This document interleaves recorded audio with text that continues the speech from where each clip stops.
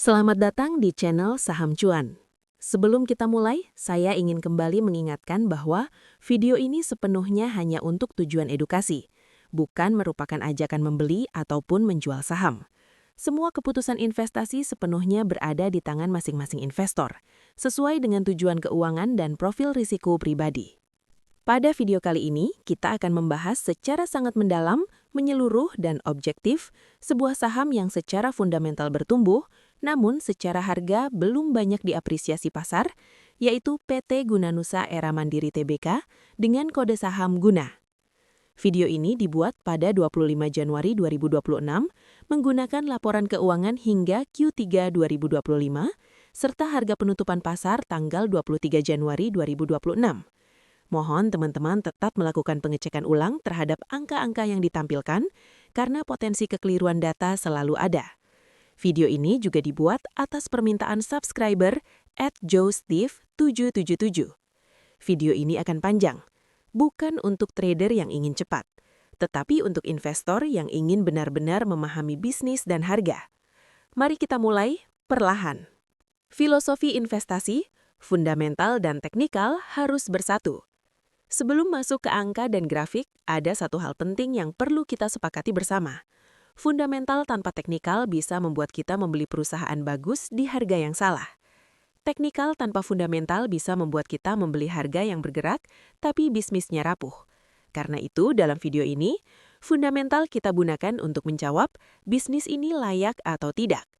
Teknikal kita gunakan untuk menjawab kapan dan di area mana risiko lebih terkontrol. Bukan untuk meramal, tetapi untuk mengelola probabilitas. Memahami bisnis, fondasi utama investasi. Dalam dunia investasi, kesalahan terbesar investor pemula bukanlah membeli saham yang mahal, tetapi membeli bisnis yang tidak dipahami. Karena itu, kita mulai dari memahami bisnis Guna secara utuh. PT Gunanusa Era Mandiri Tbk didirikan pada 5 Agustus 1993.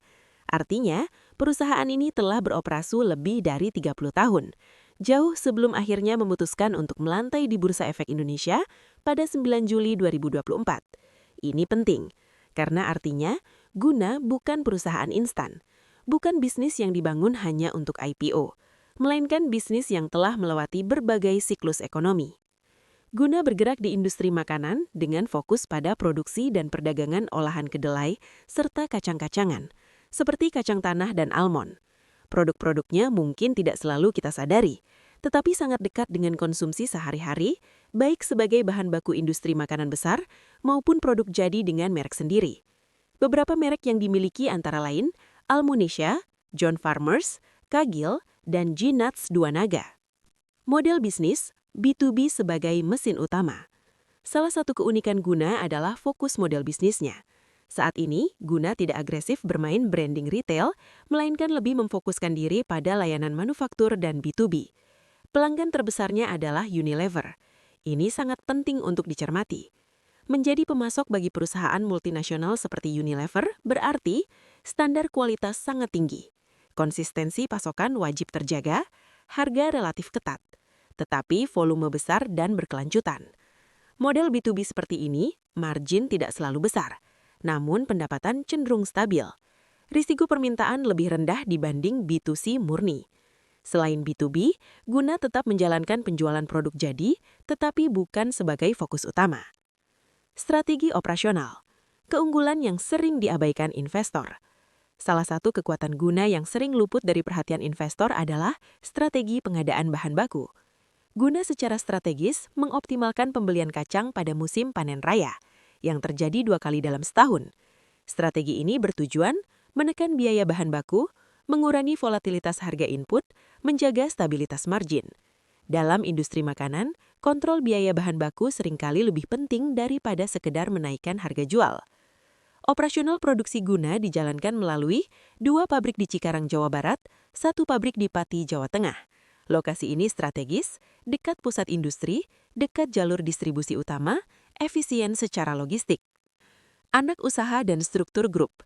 Hingga Q3 2025, Guna memiliki beberapa entitas anak dan afiliasi. Pertama, PT Cipta Pangga & Sukses Makmur, bergerak di perdagangan besar dengan kepemilikan hampir penuh. Kedua, PT Cubic Indonesia bergerak di industri cubic printing dengan kepemilikan mayoritas. Ketiga, PT Mitrapak Era Mandiri bergerak di jasa maklon dengan total aset paling besar, namun kepemilikan guna hanya sekitar 32,5%.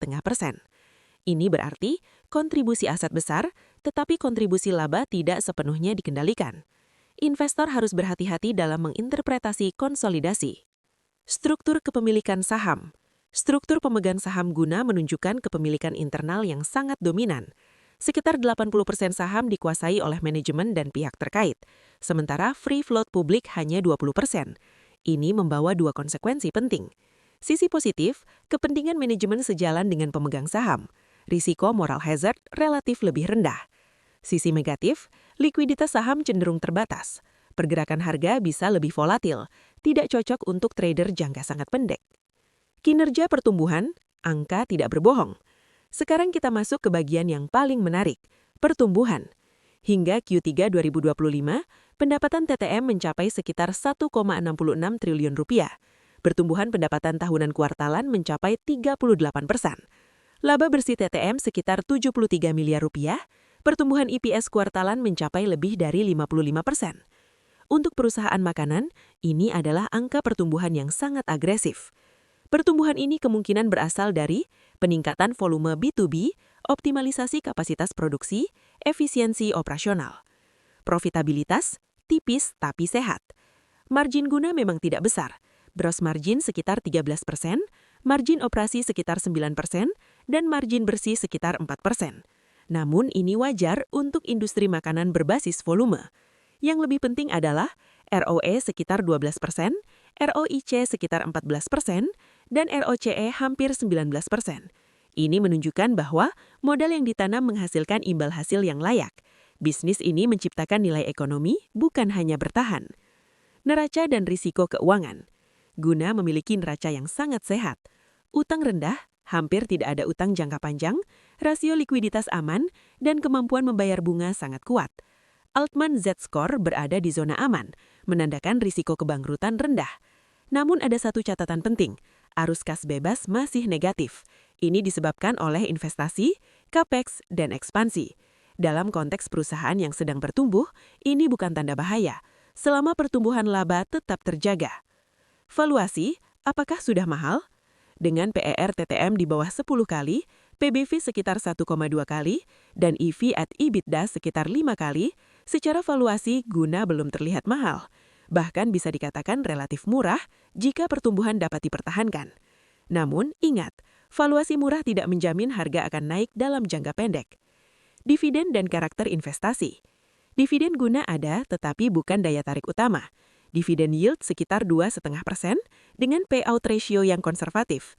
Ini menunjukkan bahwa perusahaan masih memprioritaskan pertumbuhan. Dividen hanyalah bonus. Kesimpulan analisa fundamental. PT Guna Nusa Era Mandiri Tbk adalah bisnis real, bertumbuh cepat, neraca sehat, valuasi rasional, namun likuiditas saham terbatas. Saham ini lebih cocok untuk investor jangka menengah hingga panjang yang sabar, fokus pada fundamental, dan tidak mengejar cuan instan.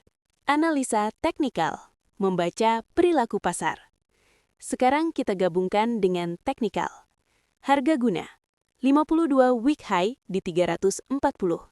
52 week low di 226. 1 tahun return masih negatif. Ini berarti fundamental jalan.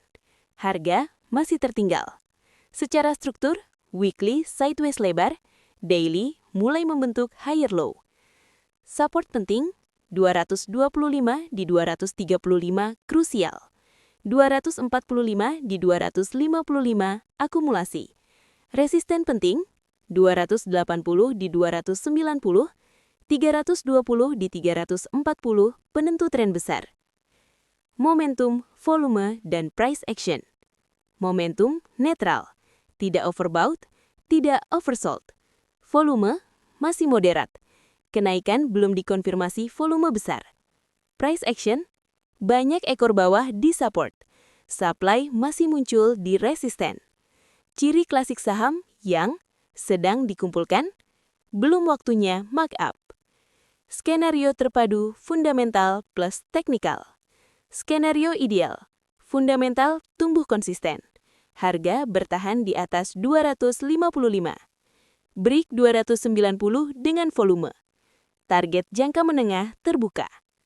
Skenario realistis. Harga sideways. Akumulasi bertahap. Cocok untuk investor yang sabar. Skenario risiko. Breakdown 225. Struktur rusak. Perlu evaluasi ulang. PT Gunanusa Era Mandiri Tbk adalah bisnis nyata, bertumbuh cepat, neraca sehat, valuasi masuk akal. Namun butuh kesabaran. Ini bukan saham untuk terburu-buru. Ini saham untuk investor yang paham proses. Semoga video ini membantu Anda berpikir lebih rasional, lebih disiplin, dan tidak terjebak euforia. Terima kasih sudah menonton channel Saham Cuan. Sampai jumpa di video analisa berikutnya.